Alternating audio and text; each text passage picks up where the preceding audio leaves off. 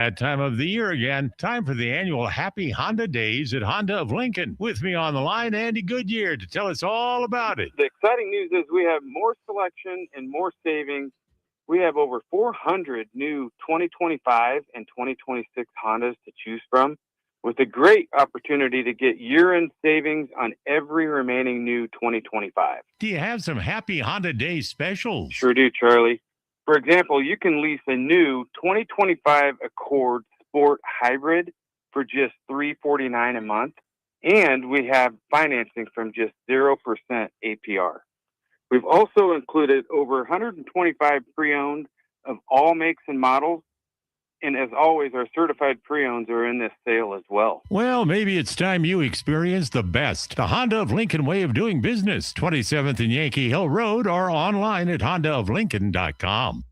This is Lincoln's home for sports talk on the FM dial. Also online at theticketfm.com. On the internet. KNTK FM Firth, 93.7 The Ticket.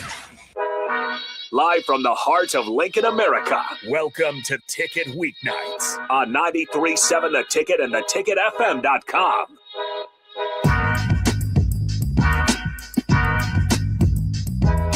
Welcome into the College Football Game Day Show. I'm Tristan Gomes, and this is all college football talk. And thankfully for us, we are in the midst of the college football playoffs. We already had one game last night, which we will get into. Alabama headed to Norman, Oklahoma to take on the Sooners. And what was a wild matchup, wild game. Don't think the college football playoffs could have started any better for us.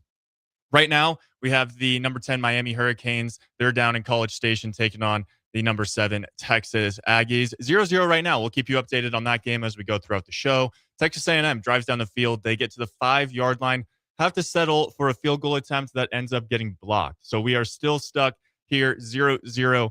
Two unbelievable defenses. In this game, I think it's going to come down to the quarterback play.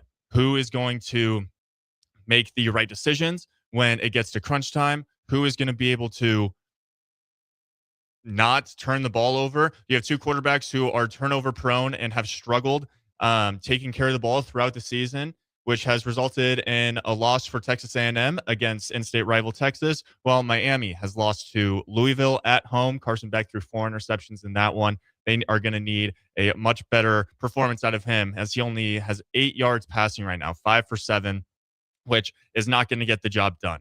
Very defensive battle, 2 stellar defenses in this one. I'll keep you updated. Now, let's talk about last night. What a ball game. Number 8, Oklahoma. The Sooners host the Crimson Tide. They played a month ago, which was a game won by Oklahoma, 23-21 in Tuscaloosa. And that was a game where you thought that Alabama would come in with a chip on their shoulder. Year previously, in 2024, Jalen Milroe and the Crimson Tide headed to Norman, lost 24-3 in that one. And there was a lot of disrespect. Field was rushed. You would think that, and when November came around, that it was Alabama's time to get some revenge. And they did not. They lose 23-21. Oklahoma Sooners players, they're in the middle of the field taking photos on Alabama's field, Nick Saban field, and Alabama did not like that. And we get into yesterday's game, and for a little bit, it felt all Oklahoma. It was all Sooners. The first 3 Alabama drives end in 3 and outs. They're getting absolutely nothing. Still a little hungover from their SEC championship against Georgia, where they had a total of -3 rushing yards. And the rushing attack for Alabama wasn't great yesterday, but they still found a way. It was 17-0 at one point, and people were talking. Todd Euler here earlier talking about how he was about to just turn off his TV. It was time for bed. This one's over. Until it wasn't. Alabama, they get the ball. They go down the field. 4th down. On a big 4th down, they end up with a touchdown, make it 17-7. Next ensuing drive for Oklahoma, there's a punt that is not punted at all. It's dropped by the punter right into Oklahoma's defense's hands. They set up shop in plus territory, end up settling for a field goal, making it 17-10.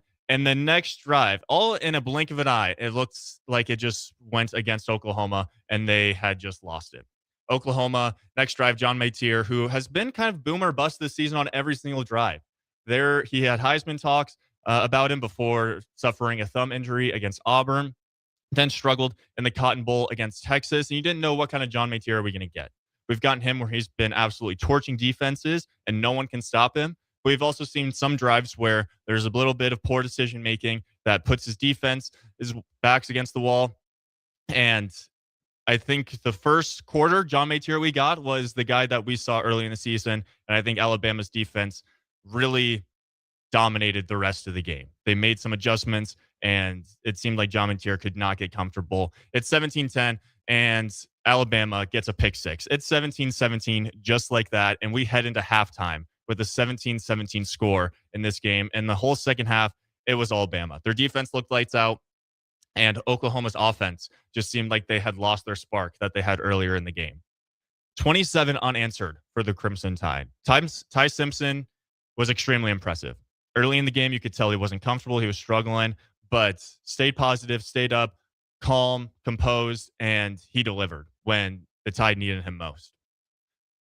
He puts up 27 unanswered for the Crimson Tide. That leads to Oklahoma having to fight back a little bit. Oklahoma's down 10. They end up getting another touchdown for them, but by then it was already too late. Craziest part, I think, about this game is Oklahoma's kicker missed a 36-yarder with 3 minutes to go, and that could have changed the entire game. Oklahoma still would need to stop, only had one timeout, backs against the wall. But Tate Sandel for Oklahoma was the Lou Groza Award winner, which is for the best kicker in college football. In these situations, those are the situations where you say, we need a field goal.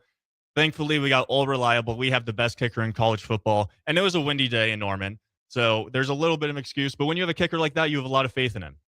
And it seemed like Venables for Oklahoma just didn't have a response for Kalen DeBoer. And we'll get into the Kalen DeBoer talk because there's a lot to talk about there. Michigan's on his mind, or maybe Michigan's just on the media's mind. It's what everyone's thinking. Is this a possibility? Kalen DeBoer, before heading to Alabama, talked about how Michigan was his dream spot. That's where he wanted to go. Jim Harbaugh took a little bit too long for him to decide if he was leaving or if he was staying or not. Alabama obviously offered DeBoer the job. And when Alabama offers you the job and you get to be the guy after Nick Saban, it's pretty hard to say no. But with that being said, Michigan is still this guy's spot he wants to be in.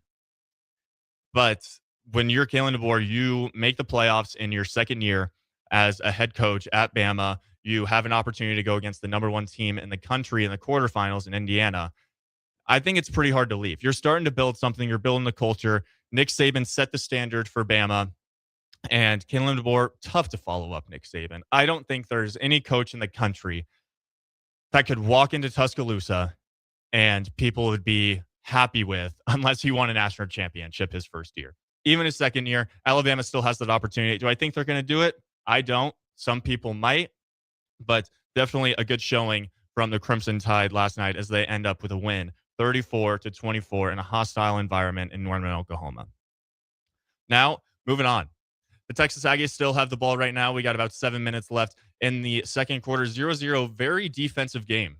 Marcel Reed only with 105 yards passing, and he's also their leading rusher with 28. Not much going on in this game, which I think a lot of people expected. It's a 2.5 point favorite for Texas A&M at home at Kyle Field. Tough place to play. I'm not sure if you have the opportunity to play in a better college football playoff environment. There are some stadiums that just get rocking. In my opinion, I wish this was the night game. That would have been electric. I think the committee or whoever scheduled the games, obviously I have no say in it, and I'm not sure exactly how they decide on how they're going to schedule these games. But the 10-7 matchup, when you have two Power 4 conference teams that have been pretty dominant all year round, and probably, aside from the game last night, probably the second best first round game that we are going to get. And we're seeing it right now. It's no team has really taken advantage of anything. No team has, it's just said this is our game to win. Right now, the win probability, 50%, 50.8% Aggies, 49.2% Miami. Another field goal attempt for Miami, I believe. No good. No good. So we're still stuck at 0-0 in this one. I think it's going to be a second half battle. And like I said, it's going to come down to which quarterback wants to make the best plays in the second half, who's not going to turn the ball over, and who's going to have a long, consistent drive that ends up in the end zone. Touchdowns, I think, are going to have to win this game. The field goal kicking right now isn't doing much for either team. I think they're both going to want to end up with points on the board in the end zone. Moving on, let's get to the matchups that we have later today. We have number 11, Tulane, taking on Ole Miss. That's our midday game. Ole Miss, a lot of stuff going on, obviously. Lane Kiffin departs for LSU. He argues with the athletic director at Ole Miss, with the goal of coaching in the college football playoff. What do I think about that? I think it's extremely rational for the Ole Miss athletic director to say, no, you're not coaching here. You're going to the state right next to us to go coach at LSU because I guess we don't have enough money. We don't have the resources, but we just gave you the resources, and you had a staff that got you the number 6 team in the country. And you're going to an LSU team who has kind of been down and out ever since 2019 with Joe Burrow, Jamar Chase, Justin Jefferson. That was the last LSU team that's really done anything. This team this year, a lot of people expected them to be the team with Garrett Nussmeier, who was arguably the top quarterback in the country until the game started playing. He was struggling a bit. He's going to LSU. He's got to rebuild. And if we know anything as Husker fans here in Nebraska, rebuilding is hard. Unless you're an anomaly like Kurt Signetti at Indiana, which I think a lot of Nebraska fans are comparing Nebraska's revamp to, it doesn't happen. It doesn't happen. Kurt Signetti has done something that is remarkable, unbelievable, and you can't expect to happen just all the time. So with Nebraska, you know how hard it is to rebuild. Even if you have all the money, all the resources, you have a fan base that will get behind you no matter what and expects a high standard and great football every single season, similar to what LSU does. It is hard. And for LSU, it's probably even harder when you had a team this year, had a roster. Half those guys are gone because you're playing for a new head coach. He didn't recruit you. You don't know what your role is going to be. Do they see you as a guy they want to return and be the dude? Or do they see you as, you don't really fit our culture, or we don't really think you're going to play. We want to head to the portal and we want to find someone better than you. That's a lot of questions for LSU. Ole Miss, they already hired Pete Golding as their head coach, keeping it in-house, which I think probably helps them a little bit, keep the recruits that they have. And it's tough to really play this game today for Ole Miss. They got a chip on their shoulder. I hope they don't get too over their heads, too excited, saying, we don't need Lane Kiffin. Funny fact, they're wearing the jerseys, the uniforms that Lane Kiffin hated the most, which I think is a little bit petty, but honestly, I like it. It's pretty funny, and it's just going to show that Ole Miss, they don't need Lane Kiffin to win. And they take on a Tulane team who they played earlier in the season in Oxford, won 45-10. The Rebels defeated the Green Wave, and it was pretty easy. If you're Tulane, your coach is also leaving. He's staying to coach in the college football playoff, which I think is great for the Green Wave and gives them much more opportunity. You have Jake Retzloff, who is unbelievable at BYU. Started off slowly this year with a little bit of an injury, leg injury. So he wasn't running the ball as efficiently as he possibly could have. But I think he's continued to just get better and better throughout this season. And they got a chip on their shoulder, too. They're trying to get some revenge. Are they going to be able to get some revenge? I have no clue. Right now, it's, I think, 16.5 is the spread, which we'll get into all the college football questions. How can it be better? Do we need these Group 5 teams in here with NIL and the transfer portal? But it's tough to see a college football playoff game. We're talking about teams fighting to win a national championship, and we have a team favored by 16.5. Not something that I think a lot of fans want to see. I hope for just the sake of good football that we get some good games today. I hope we have some games that we go, maybe we do need to give a little bit more respect to Tulane. Maybe we do need to give a little bit more respect to James Madison. Maybe these teams that have a little bit of edge, they have these guys that weren't highly recruited, and these SEC programs, Big Ten programs, they didn't think they were a whole lot of anything. And they have a group of dudes that can compete with these big dogs. Text from the text line. Tough task following Saban, and that might have been his dream job, but Michigan is a dumpster fire right now. All accurate. Very accurate. I don't think Michigan is a place that I would want to be right now. And the worst thing for Michigan is that they're preparing to play Texas in a bowl game with Biff Poggi as their interim head coach, who coached here in Lincoln and took down the Cornhuskers, unfortunately. But if you're a player at Michigan, there's so much unknown, and your head coach not only just got fired, but he got arrested and he's having an affair. There's a lot going on. If you just want to play football, and even if you're killing the board, you just want to go there and focus on football, there's more stuff going around in the media in Ann Arbor, for the fan base, in the athletic department. There's a lot you got to worry about. And you're at Alabama coaching the Crimson Tide in the SEC, playing in the national quarterfinals. I think there's no reason to leave. I think you're in a great spot and have an opportunity to really build something that Alabama would love. Obviously, it's going to take years and years to come anywhere close to Coach Saban. And also at Alabama, you have Bear Bryant. You got Nick Saban. You have some of the best college football coaches of all time that are up there with the great Tom Osborne. Honestly, I think that's a challenge. That's a challenge for Kalen DeBoer to go, yeah, I'm here. I just won us a playoff game on the road. I'm going to build something here. Maybe not this year, but I'm going to continue to build my way up. And I think after that win last night, Alabama fans can take a little bit of a deep breath and go, okay, I think we might have got the right guy. I think we got a guy that can get us to the standard that we have. Maybe not this year, maybe not next year, but he's a guy that's going to keep Alabama in that conversation every single year. And I don't think there's any reason for Kalen DeBoer to leave. Who knows, though? Maybe he really wants to end up in Ann Arbor. It could happen. Moving on to the night game, we have the James Madison Dukes. They are taking on the Oregon Ducks. I'm a big Oregon fan. Whole dad's side of the family is from Eugene. If you've listened before, you know this. Girlfriend also graduated from Eugene, so University of Oregon. So I'm rooting for the Ducks in this one. They're a 20.5-point favorite, which another thing that's just kind of sad. We're in the college football playoffs fighting for national championships, and we are talking 20.5 points is what we think. It's going to be tough. Oregon struggled last year, as we all know, against Ohio State in the Rose Bowl because they had a bye. Oregon doesn't have a bye this year, but they haven't played football in 21 days. I know that last Saturday they did a little mock game. They did everything. They had the motorcycle, drive on the field, had guys getting fired up, got some crowd noise in there, got the guys ready to really play and realize, all right, we got to get back on the gridiron and show out. They even played shout at the end of the third quarter in that mock game, which I think is pretty fun. But this is a James Madison team that's just been counted out all season long. They've performed on the field, done really well. Their loss to Louisville is a tough one.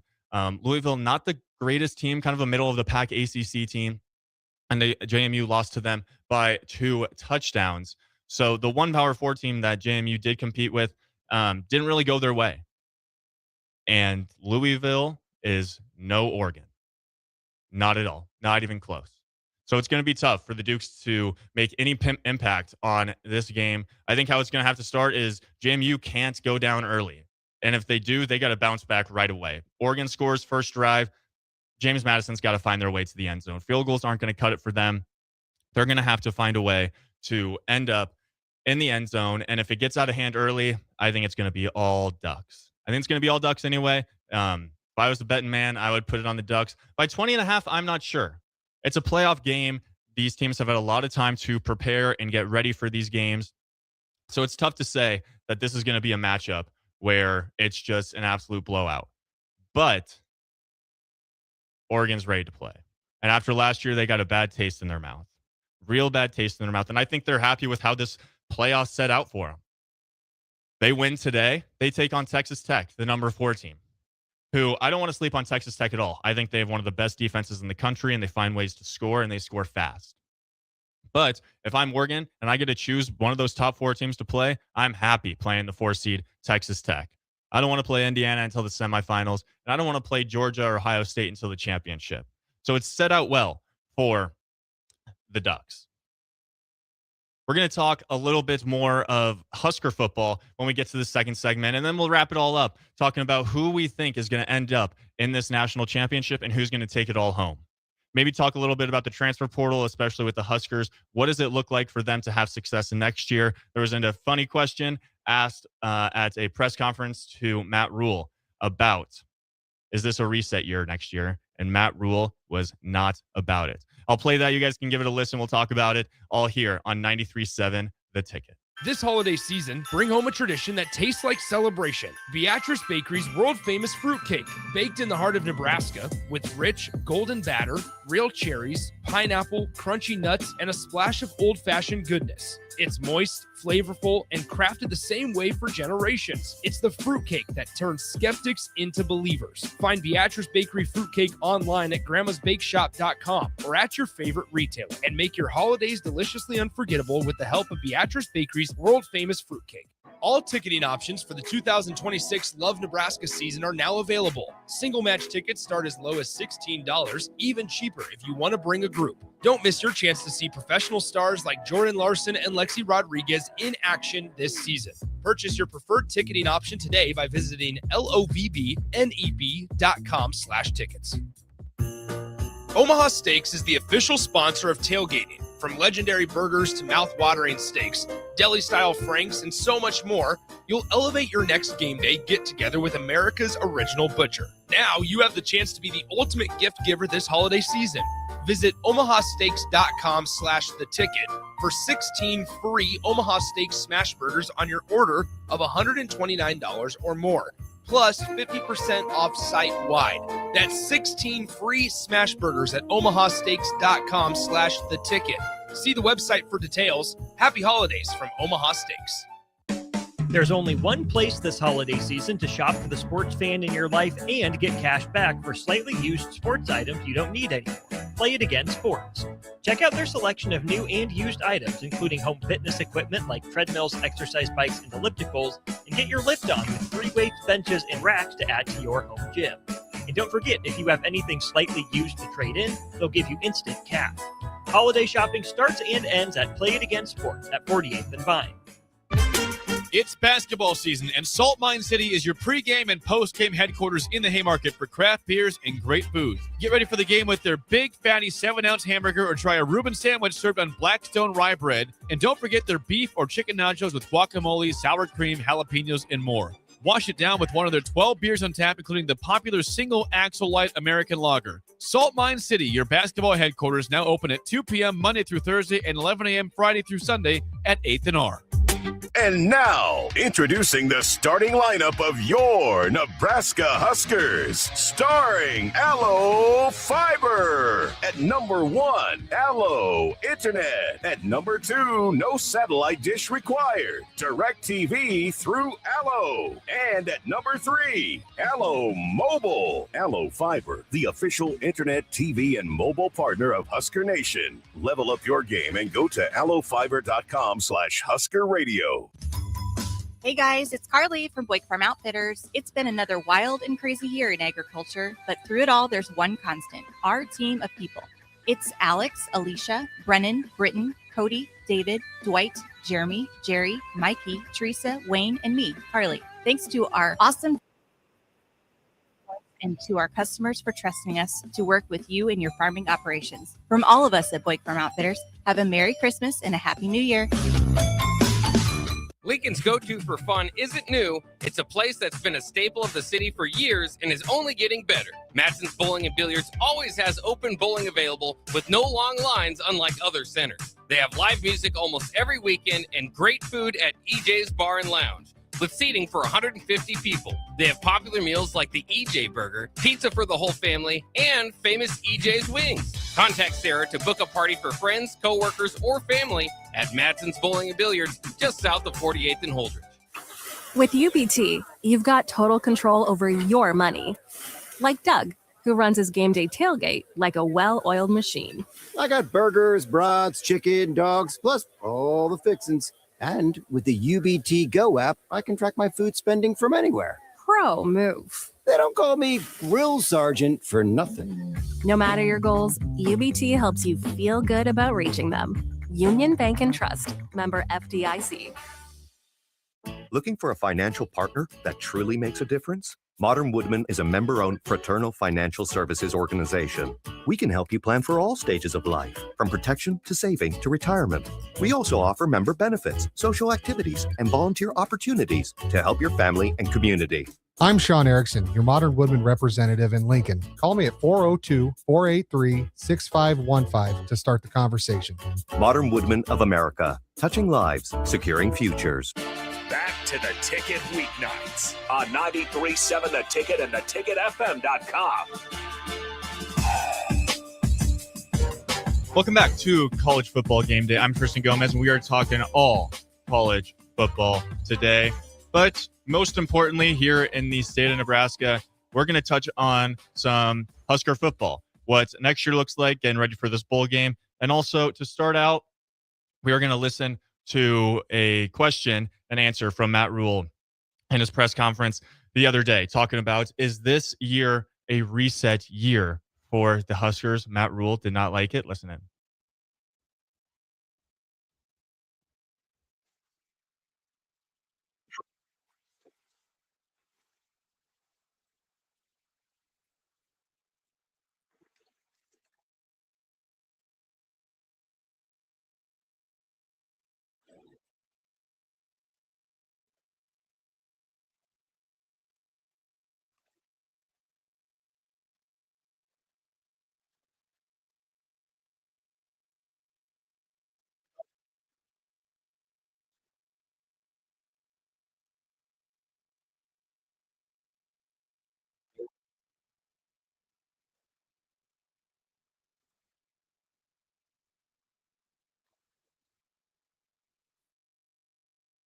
That was Matt Rule when asked the question, is Nebraska looking at more of a program reset next year, maybe a rebuilding year, some may call it? Matt Rule did not like that question, and understandably so. I think when you're coaching at a college football school, maybe in the NFL, it's a little bit of like, we're tanking for next year, or we're looking to see, go after it in free agency. And this year, we're not going to put all of our eggs into a basket or make the big trades. But in college football, there's no year that you just say, hey, we're just going to reset, see what we can do, hopefully develop some guys or get better for the next year. It's all about the season that you got. So I understand Matt Rule's frustration and why he doesn't believe that this is going to be a reset year for Nebraska. 5 wins first season, 6 wins next season, 7 wins this season. Looking to go for 8 in this bowl game against Utah, which is going to be a tough one for sure. And we'll see if Nebraska can compete in that one. And before we talk about the bowl game, we're going to get into some of the questions from the text line. From a good friend. What does Nebraska do about having the 112th ranked recruiting class this upcoming year? Are they smashing the portal? Do you see an improvement to a possible playoff in Nebraska's near future? I'm not sure where Nebraska's mindset is when it comes to recruiting. I think in this day and age, and how Nebraska continues to build boosters, build revenue, able to give to these players in the transfer portal, I think they have to be diving into the transfer portal. I don't think there's any other way that Nebraska is going to have any success next year if they are just content with this 112th ranked recruiting class, not bringing in a whole bunch of high school guys, which maybe is understandable. You want to bring in guys that have a little bit of experience, that have played a little bit. They've played college football. It's tough for any freshman to show up at the Division I level and just ball out. It doesn't happen. It doesn't happen very often. You have a few guys. We got Jeremiah Smith. We got Caleb Downs. Like, there's those guys that show up to college football and they're just built for it. But for the most part, there's a big size difference and a lot of learning curves that freshmen have to go through before they see much success on the football field. So when it comes to the transfer portal, Nebraska's going to have to attack it hard. Attack it hard. And the biggest question of them all, everyone's asking, what's the quarterback position look like? TJ Latif's going to make the start against Utah in this bowl game in the Las Vegas Bowl, December 31st. And I think this is a time for him to show up and show out and say, you know what, this is my job. And he even said in a press conference, I'm all about competition. Iron sharpens iron. I think it's best for TJ Latif, if he wants to be the best possible version of himself, to have someone he's got to compete with. Going into this year, yes, he's a true freshman. But going into this year, he kind of knew, like, all right, this is Dylan Raiola's spot. I'm fighting for the backup spot, which he got well-deservingly, and he gets that backup spot. But there wasn't any idea or thought process, I think, for the coach to say, yeah, this guy's got a shot to start over Dylan. Dylan gets hurt. He's starting to get some opportunities, which is probably good for TJ, getting ready for next year. And having some competition, knowing that, all right, I can't just be content with where I am. If I want this starting job, I'm going to have to earn it, because Nebraska's most likely, hopefully, going to go out in the portal and find a quarterback that's going to come in here and compete. There's a few quarterbacks that are out there that I think they're looking for spots where maybe they don't have to compete so much. Maybe it's more, you tell me I'm going to be there and I'm going to get a bag. You're going to pay me and I'm the starter. Sorsby from Cincinnati, he's one example. Sam Levitt from Arizona State, he's another example. Those are two quarterbacks that pretty much are saying, once I'm decided on a school, I'm showing up and I'm the guy. Where I'm not sure if Nebraska is looking for that.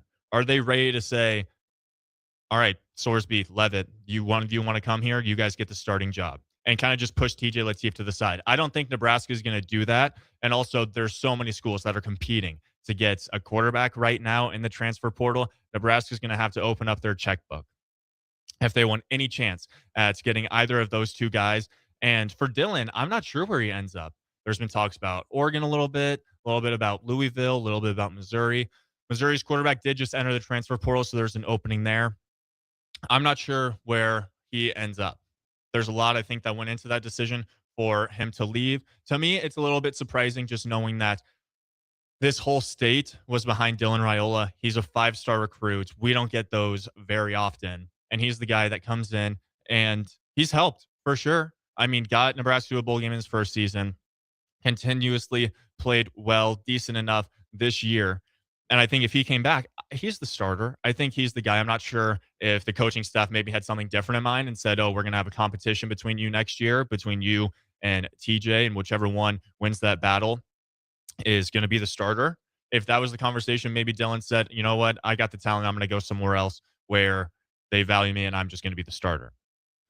Also, if you're Dylan Raiola and you got sacked as much as you did this past year, I totally understand. Just saying, I'm going to go somewhere where hopefully they protect me a little bit. And this is from a personal preference. Everyone's got their own opinion. But if my uncle was the offensive line coach and his job was to prep guys to make sure that they protect me, and family's family, I'm a huge family man, but if my uncle's job is to protect me and he's not doing a very good job and I end up with a broken leg, I'm totally fine with the head coach saying, hey, Unc, you're out of here. We're going to find someone else that can protect our guy. And maybe that wasn't Dylan's thought. And maybe his whole thought process the whole time since he got injured, maybe before he even got injured, was, all right, there's going to be somewhere else for me. And that's going to be my place to be. Another text from the text line, GBR captain. I want to see all in-state players available to play and the players who want to get paid a bag next season to have their shot. I think bringing in-state guys is huge. I think at times in the past, Nebraska's had this idea that if you're an in-state guy in Nebraska, you've grown up, you've wanted to play for Nebraska. We don't have to work too hard for you to get here. You tell us you want to come here, sure, we'll make it happen. But we're not going to do what we're doing for these guys from Florida or Texas or, doing all these crazy dinners or sign you a huge NIL deal because you just should want to play in the Scarlet and Cream. You should just want to be playing for the Big Red. And even this year, we're seeing Jet Somalia from Millard South, who broke pretty much every single passing record in the state of Nebraska this past season. Amarian Jackson, their number one receiver, another guy who was committed to Ohio State. Matt Campbell leaves, but now he's going elsewhere. Is he a guy that we can possibly get? Because he was arguably the best receiver in the state. Williams from Westside, he follows Matt Campbell to Penn State. Those are three guys that are going to pretty solid programs in the country right now that are just leaving Nebraska. If there are guys in the state of Nebraska that are going to be playing good football, then they should be playing at the University of Nebraska. They have earned every single Friday night that they are the best in this state. And if they're in the best in this state, we know now that the best in this state is good enough to play at a high level. I played against Xavier Watson High School, who went on to play at Notre Dame. I think Notre Dame was the perfect spot for him, and he absolutely dominated. He's now starting for the Atlanta Falcons. I only threw 2 interceptions to the same guy in high school. Xavier Watts is him. But should Nebraska probably have done a better job saying, hey, we need you here. Like, you're the best player in the state. We need you here. Xavier Betts, another guy who unfortunately didn't pan out. Jay Ducker, another guy from Bellevue West who has been to numerous schools, but he has been dominant. Is he a guy that Nebraska probably could have used in the run game? Of course, we had Emmett, but he's another guy that brings a lot of value in college football. I think there needs to be more of an emphasis on getting these in-state guys here and also recognizing their worth. You shouldn't just say, if there's a guy that's from Florida and there's a guy from Nebraska, they're the same talent-wise. Don't go putting all this work in for the guy from Florida or making him seem like he's more valued than the guy from Nebraska because you just expect the guy from Nebraska to end up here. That's not how it should be. That is not how it should be. It should be, we see your value. You're an in-state guy. We probably even want to treat you better. Like, you're the guy that is the face of the program. Like, if you show up here in Lincoln and you're playing in Memorial Stadium and you're an in-state guy, the fans are going to go crazy when you go off, when you have an unbelievable game. Then that's going to be like the talk of the town. That's going to be the talk of the state. And then it's from then on, it's going to be more guys in Nebraska, high school kids that are dominant going, yeah, I want to play for the Scars because they really value us. And we've seen it plenty of times. There's guys that aren't as valued. Nick Heinrich is another example from Burke, who ended up playing for the Scars, had a few injuries, but was unreal. Luke Reimer, another linebacker. Like, these are guys that were brought in and played extremely well. And for some reason, there's other guys who are just like on the same caliber as them, and we're letting them go. Matt Rule had 72% of an out-of-state roster in 2025. I bet a lot of that 28% was probably walk-ons, guys that grew up loving the Huskers and said, you know what, I'm going to go bet on myself and make an impact. I wonder how many of those guys were on scholarship that are in state. I think there is so much talent in this state that there's no reason to try so hard when you're competing with these other Big Ten schools, even these SEC schools down in Florida, Texas, California, to get these guys when you have some guys in your backyard that could really be some dudes. I wasn't alive, but my parents were. They were at the university in the 90s, and there were plenty of guys from Nebraska that showed up and just balled out. Just corn-fed dudes that made an impact on the football field. So I'm not sure how much is going to be invested into that as we move forward, even if it's guys that have gone elsewhere. I mean, there's, I think, about 8 guys playing in the college football playoffs from the state of Nebraska. Why aren't they here? Nate Borkster, one of them, who was unreal, and we let go and get away from us, and now he's playing right now as we speak. But there's got to be more of an emphasis on getting these guys. From Isaac Cusera from the text line, 0 from Millard South. I think they have at least 12 guys that have Division I offers. None of them are coming this year to play for the Scurs. I think that's got to be a problem. And if you were Matt Rule, you could have walked down to the state championship and watched Millard South play and said, yeah, they got some dudes that would look good in Husker red, and they're gone. They're not here. So I think with that being said, it's out of the control now of those guys already deciding on their colleges and making their decisions. But going forward, there needs to be a little bit of a recognition saying we got to get these guys from our own state and we got to show them the same value that we're showing to these 4 or 5-star guys out of state. I think that's extremely important. To follow up on Preston's question, do you see any improvement to a possible playoff chance in Nebraska's near future? Right now, looking at Nebraska's schedule, I don't think so for next year, but I do think this is an opportunity for Nebraska to continue to get better. And you're going to play some real good teams next year. You got Ohio State, you got Indiana, you got Washington, and you're heading out to Oregon.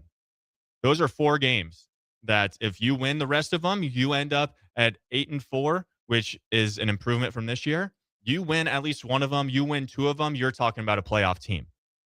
With that being said, though, does each position line up to be a playoff team? Does Nebraska's offensive line match up against an Ohio State defensive line and say, yeah, we can play for all 4 quarters and we can find a way to drive the ball, get the ball into the end zone? And on the other end, does our defensive line has the physicality to match up with Ohio State or Oregon or Indiana next year? Because those programs aren't falling off. They're only going to get better. And if Nebraska wants to compete, they're going to have to do the same. And with a 112th ranked recruiting class, you got to hit the portal hard. And you got to open your checkbook. It's unfortunate that that's how college football is nowadays, but that's the only way that you can really make an impact, make a big splash in this world that we live in right now. You look at all the top teams, you look at the teams in the college football playoff outside of Tulane and James Madison, it's teams that got some money behind them and they know how to recruit and they develop guys really well. And Matt Rule always talks about development, which I absolutely love. And I think it's what is needed in this day and age of college football, because so often it's, I went to this school, they didn't play me right away, I'm out of here.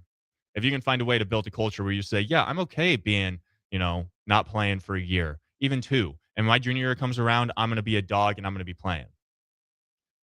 But with 112th ranked recruiting class, that's not what it's looking like right now. There's a lot that Nebraska is going to have to get done as they move forward. And right now, the main focus is on this bowl game against Utah, which could set a huge amount of momentum heading into the 2026 season. There's so much opportunity. We're going to talk about the bowl game. What does Nebraska have to do to have a chance in that one, or even just compete and build some momentum? And what does a win look like for the Skurs going into next year? Don't go anywhere. We'll be right back here on 93.7 The Ticket. Omaha Steaks is the official sponsor of tailgating. From legendary burgers to mouth-watering steaks, deli-style franks, and so much more, you'll elevate your next game day get-together with America's original butcher. Now you have the chance to be the ultimate gift giver this holiday season. Visit omahasteaks.com/theticket for 16 free Omaha Steaks smash burgers on your order of $129 or more, plus 50% off site-wide. That's 16 free smash burgers at omahasteaks.com/theticket. See the website for details. Happy holidays from Omaha Steaks. Bagels and Joe is the perfect place for breakfast or lunch in December. Try one of their delicious breakfast sandwiches or grilled breakfast burritos. Don't forget to snag a gift card for stocking stuffers and bring your family in from out of town. With 4 locations in Lincoln and 1 in Seward, Bagels and Joe. Hey Husker Nation, this is Todd Euler, 2-time national champion, here to talk to you about Window World Lincoln. At Window World, we specialize in replacement windows, doors, siding, and roofing. Whether you're looking to enhance the beauty of your home or increase its energy efficiency, we've got you covered. And here's the best part. We offer the best for less. Our team is dedicated to providing top quality products and exceptional service at affordable prices. We want to earn your business and make your home improvement dreams a reality. So why wait? Contact Window World Lincoln today at 464-7313 or visit our website at windowworldlincoln.com. Window World Lincoln, where quality meets affordability. Here at Midwest Bank, we want to thank all the generous donors who helped us make our 2025 turkey dinner for schools a success. Thanks to the generosity, we raised enough money to provide 191 families across 6 different schools in Lincoln with a full Thanksgiving meal. With your support, we've made Thanksgiving Day for these families a little brighter. We want to wish everyone a healthy and happy Thanksgiving. Your community, your bank, Midwest Bank, member FDIC. Did you know that deer collisions are covered under the comprehensive portion of your car insurance? That means, like with hail damage or vandalism, since they are out of your control, they don't usually raise your insurance rates. And that's a good thing, since most deer don't carry liability insurance. At Eustace Body Shop, we fixed all kinds of animal collision damage, from cows to raccoons, bobcats, and even turkeys. We can't do much for the animal, but we can get your car back on all 4s and looking like new again. The most recommended Eustace Body Shop. That's who we are. With UBT, you've got total control over your money. Like Doug, who runs his Gameday tailgate like a well-oiled machine. I got burgers, brats, chicken, dogs, plus all the fixins. And with the UBT Go app, I can track my food spending from anywhere. Pro move. They don't call me Grill Sergeant for nothing. No matter your goals, UBT helps you feel good about reaching them. Union Bank and Trust, member FDIC. Nutrition Authority presents Fusion 30, an ultra-premium protein powder ideal for anyone wanting to look, feel, and perform their best. Fusion 30 can only be found at Nutrition Authority. Stop in today for a free sample, visit with a certified nutritionist, and get better than internet pricing. For store info, visit mynutritionauthority.com. Big value and big flavor meet at Wings and Rings, thanks to the all-new Delicious Duo Combo. This is the one you've been waiting for. Get 1 half-sized appetizer and 2 entrees with a side for only $19.99. Bring a friend for the best deal in town on any day of the week, during game time, or whenever the heck you want. Their made-to-order wings and chicken sandwiches are waiting for you at their 68th and O and 40th and Old Cheney locations. Stop by Wings and Rings and celebrate every day with the best meal deal in town. 93.7 The Ticket is proud to provide listeners with daily opportunities to win contests and prizes on our airwaves, and would like to take this opportunity to remind you of a couple rules. All participants must be 21 or older and must wait 30 days after winning a prize to participate in another contest. Once you win, you have 30 days to pick up your prize at the KNTK Studios, 1040 O Street in Lincoln, or your prize will be forfeited. Thank you for participating in our contests, and thank you for listening to 93.7 The Ticket. Don't be fooled by the typical holiday ads this year. A new car for your significant other is a dream, but not a likely reality. Why not upgrade the current car you have with a detail? This year's hot item is a gift certificate from Nebraska Auto Detail to make your car look and smell fully refreshed again. We all have clutter and we all make messes, but it doesn't have to stay like that. Give the gift of a clean car this holiday. Buy your certificate at NebraskaAutoDetail.com or call 402-601-5086 for an appointment today. Back to the Ticket weeknights on 93.7 The Ticket and theticketfm.com. Welcome back to College Football Game Day. We are wrapping it up today, and we got plenty of college football on slate for the rest of the day, and we got some NFL games too. So all of us football fans are very excited and appreciative of what this beautiful Saturday brings to us. To wrap it up, we're just going to talk about Nebraska taking on number 15 Utah in the SRS Distribution Las Vegas Bowl. What would a win mean for the Skurs? And how can they compete with this Utah team? To start out, let's talk about Utah. Kyle Whittingham is retiring. This is his little go-away party. And I think a lot of these players on his team that absolutely love him and adore him, and he's been there for years and years, they want to send him off on a high note. They recognize there's not going to be a whole bunch of opportunity to have this same squad around after this year. So Utah's going to want to go out on a high note, send their coach out on a big win, and the Skurs are in the way of that. And so the Skurs, on the other end, they have to match that energy somehow. You have to show up to Las Vegas with one mission in mind, and that is we're going to end 2025 on a W, and it's going to take everything we've got. And obviously, Nebraska's already got some stuff going against them, or that doesn't help them too much. Number one is that Dylan Raiola, he's been out for a little bit, and it hasn't been great the past two games for the Skurs. As we went to Happy Valley to take on the Nittany Lions, that one didn't go very well for us. And then obviously that last one in the Heroes Bowl against Iowa is one I think we all just want to forget about. But there's an opportunity for Nebraska to end this season on a high note, and that's with a win in this bowl game, or even just a good competitive game. Another thing going against Nebraska is that our star running back, Emmett Johnson, who we all appreciate very much, our first 1,000-yard rusher since Divino Zigbo, he's a dude, and I think we're all wishing him the best of luck as this NFL draft comes around and him prepping for the combine and everything. He's a dude that people are going to be watching, hopefully, in Sundays to come. But Nebraska's going to have to find a way to battle that adversity and win this ball game. The toughest thing about this game is that Utah's got an unbelievable offense, an unbelievable quarterback in Devon Dampier, who has 2,100 passing yards throughout the season, 22 touchdowns, and only 5 interceptions. So they have the quarterback to do it, and they have an offense that likes to score, and they like to score fast. Defense is where they've been on the downside of this Utes team in this season. Their 2 losses coming to the 2 teams that played in the Big 12 championship in Texas Tech and BYU. So their losses aren't no joke. There's no loss on that schedule that you look at and go, oh, yeah, like we got them pretty easily. There's no thought process about that whatsoever. So what do we have to see out of Nebraska if they want to win this one, and what does a win mean for them? First off, the defense is going to have to show up. You have a new defensive coordinator, and you're prepping for a game. From all that I've heard is everyone loves him. Everyone says this is a guy that explains things very well. We understand our assignments, and we know what to do. At times, John Butler he's so knowledgeable that he just expected guys to go out and perform when they didn't really know what the goal at task was. And you have quite a few new coaches on the coaching staff that are not only trying to prep for Utah, but they got to learn who these players are and how they can use them and how they should be valued. And with a win, what does a win do for the Cornhuskers? First, it gets them to 8 wins. And it would only be the second time that Matt Rule, as a Power 5 or Power 4 head coach, has won more than 7 games. Thank you to GBR Captain for that statistic. He wins 8 games. That sets Nebraska up for success. I think that's all of us Nebraska fans, we want natties. We want to be playing in the college football playoff, but that's another win added on that we had more than last year. That's a victory in itself.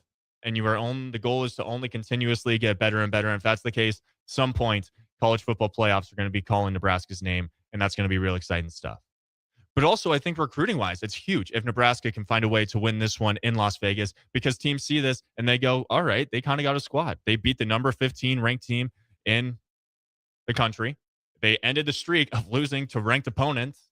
And so when you have that, those are two big victories, and guys that are entering the transfer portal go, yeah, this is a squad that's looking on to 2026 and has the opportunity to be a team that I want to play for and do some damage in a Big Ten in arguably the best conference in college football. Does that mean I think it's going to happen? 16.5 is the spread, and Utah is favored, unfortunately. So there's a lot that is going against Nebraska, but I think if Matt Rule really wants to go out on a high note for this season and really show that Nebraska, we may have not had the season we expected or really wanted, and it's frustrating, but we have a group that's continuing to just trend up, and Matt Rule is continuing to make tweaks to the coaching staff, to players. Hopefully they hit the transfer portal hard and bring in some guys that can really bring some value and continue this turnaround that Nebraska is looking for. It's an exciting day in college football. I appreciate everyone here for tuning in. It's always a blast when we get to talk about college football playoffs. It's that time of the year. Teams fighting for national championships. Nebraska getting ready for a bowl game. And we're starting to look forward to 2026. But we got to appreciate what we got right now and continue to watch some football. So much great football on today. Whether you're a college football fan, NFL fan, there's something for you to watch. I'll be here on Saturdays. I appreciate you guys tuning in. As always, go Big Red.